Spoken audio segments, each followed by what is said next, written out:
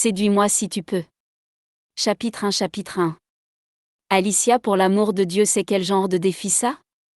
La jeune femme regardait son père de 50 ans, un sourire aux lèvres, avec ce défi qu'elle avait mis sur place. Elle était sûre que personne ne pourra le relever et c'était ce qu'elle voulait. En aucun cas elle ne voulait se marier comme le voulait son père. Papa, détends-toi, tu m'as demandé de me marier, c'est ce que je fais. Le gars qui me plaira, je vais lui donner 2 semaines pour qu'il puisse me séduire et après nous allions nous marier, dit-elle. Son père enlevait ses lunettes tout en remuant la tête, ce qui la fit rire. Il était la personne la plus chère à ses yeux depuis la mort de sa mère. Son père était son appui, il lui avait donné beaucoup d'amour et l'avait bien éduquée. En plus, elle ne manquait de rien. Elle était respectée par tous à cause de la notoriété de son père, de sa place de sénateur et surtout à cause de sa renommée et de sa popularité. Dans toute l'Amérique, elle était la plus jeune femme d'affaires la plus réputée du pays. Elle possédait plusieurs entreprises dans le domaine du textile et dans d'autres domaines. D'accord ma fille, j'ai compris mais fais attention à toi, répondit-il en serrant ses poings-mains. Elle lui souriait avant de le serrer très fort dans ses bras. Il était son héros et elle était pour lui la fille à papa, il ne lui refusait jamais rien. Mon papa, ne t'inquiète pas, maintenant je dois me changer pour aller au travail, rétorquait-elle.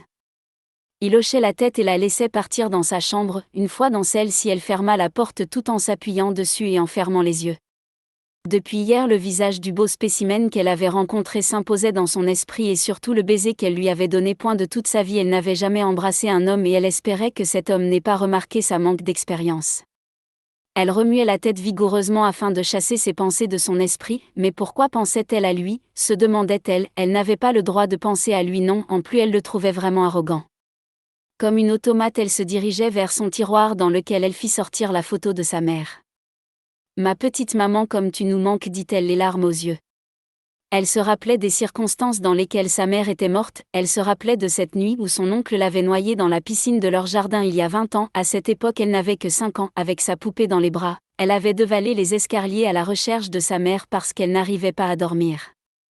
Mais une fois au salon, elle entendit des cris qui venaient du jardin, alors toute curieuse, elle se rapprochait de la porte pour voir ce qui se passait.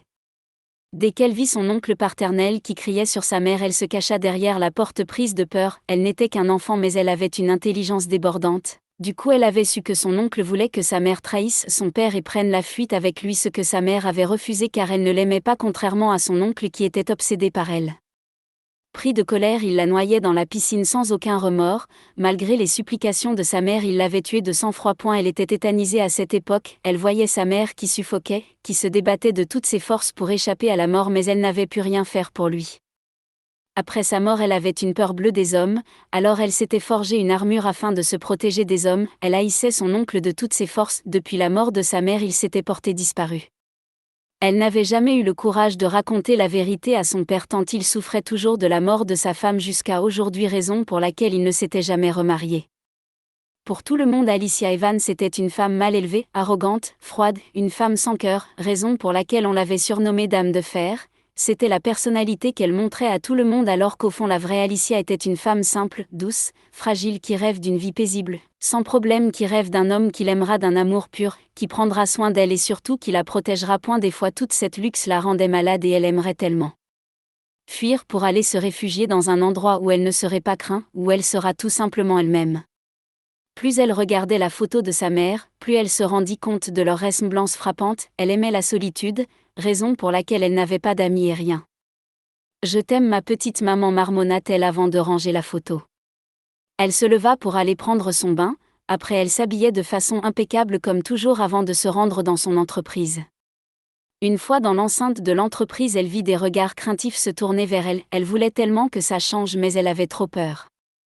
Une fois dans son bureau, elle vit des tas de cadeaux sur une table à côté de sa table de travail. Il y avait plus de 1000 présents, ce qui l'exaspérait. Elle se disait intérieurement qu'ils étaient déjà tous éliminés car tout ce qui était là comme présent, elle les possédait tous. Elle s'installait dans son siège, le regard froid. Mademoiselle, vos prétendants ont déposé ces présents ici, annonça sa secrétaire. C'était la première étape du défi. Parmi ces présents, si des présents l'intéressaient, elle allait faire appel à là où les personnes choisirent et ils auront 2 semaines pour la séduire. Celui qui réussira sera son homme. STP Grâce commence par mettre les présents de côté. Tu travailles pour moi depuis des années, tu connais mon goût, alors si tu déballes les cadeaux et que tu vois que ce qui est dedans je le possède déjà, élimine-les. Dans le cas contraire, si tu trouves quelque chose de nouveau, que je ne possède pas, fais-le moi savoir, rétorquait-elle à la secrétaire. Celle-ci hochait la tête pour dire oui et se mit au travail. Pendant ce temps elle se mit au travail de son côté aussi. Plus de 3 heures sa secrétaire continuait toujours de trier les cadeaux, il y avait beaucoup de bijoux, des habits de marque, des clés de voiture, des ordinateurs, des portables de marque, bref rien que des objets de valeur ce qui ne la conquiert guère. Elle était en train de la suivre de près quand elle vit qu'elle voulait mettre un objet qu'elle n'avait jamais vu de côté. « Grâce, envoie-moi ce objet STP, dit-elle. La secrétaire clignait des yeux et lui remit l'objet qui l'avait stupéfait sur le moment, elle le trouvait très beau. « Laisse-moi seule, ordonnait-elle. Sans demander son reste, la secrétaire quittait le bureau, une fois seule elle retourna l'objet dans tous les sens, c'était une boîte à bijoux faite avec du bois, le bois était tellement beau et bien sculpté, c'était simple comme elle l'aimait. Elle prit la clé et ouvrir la boîte, elle trouva un mot qui disait « Moi, pour la plus belle femme du monde ». Son cœur martelait dans sa poitrine, elle avait comme l'impression qu'elle connaissait la personne, elle ferma les yeux un instant avant de prendre la décision qui était de rencontrer l'inconnu qui venait d'attirer son attention avec ce beau cadeau qu'elle prendra le soin de bien garder.